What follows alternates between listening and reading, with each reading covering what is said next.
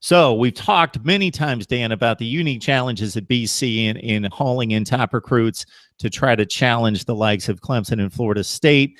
Obviously, the development factor is huge, and seeing something that maybe others people don't see in recruits, and then also fitting the system more accurately and appropriately for your structure than other programs out there. So that being said, what's the latest in the recruiting front with us just about 2 to 3 weeks away?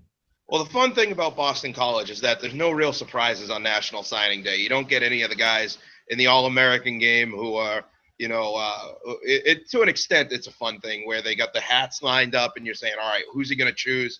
And then puts on the Boston College hat. That hasn't happened.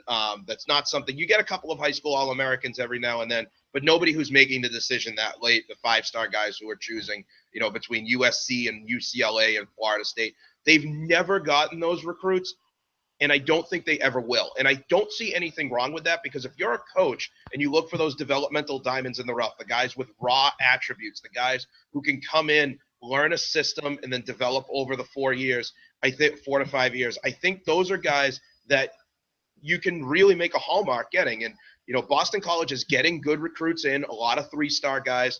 They're actually getting a 4-star guy this year. They flipped from Michigan, A.J. Dillon, decommitted from Michigan, which, you're not usually winning those recruiting battles. Coming in now to Boston College, a guy who is committed, who will come in, who's a running back, which we all know how much Boston College loves the power running game.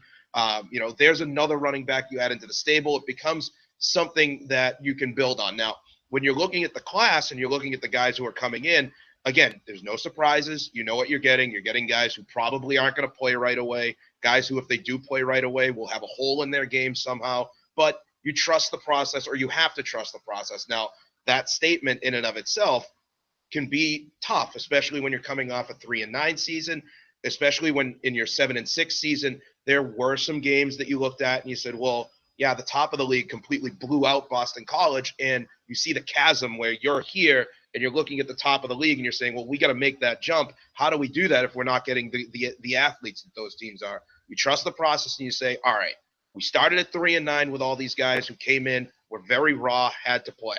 Made the jump when they started getting some playing time. They started to adapt the playing scheme a little bit, recruit for those guys, and now you take another year. Youth and inexperience is a killer. I think last year youth meant physical age. This year youth meant guys who weren't playing in the scheme together, where you had guys playing in a pro-style format, guys who weren't used to playing wide receiver, a younger offensive line that hadn't quite gelled.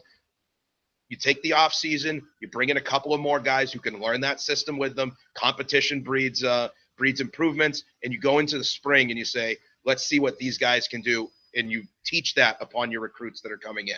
It's it's vanilla ice cream. You're getting something pretty bland, but it's always there and it's traditional. Leave it to Dan to come up with that type of analogy, and it's not surprising that it's a food analogy.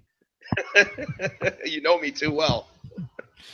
It's always good, though. Always a good discussion with Dan Rubin from BCEagles.com, talking some BC football. And Dan, we can't let you be a stranger, so we need to have you on a little bit more frequently to break down. We know you're running around with hockey and all sorts of other stuff, but the football discussion always needs to be had.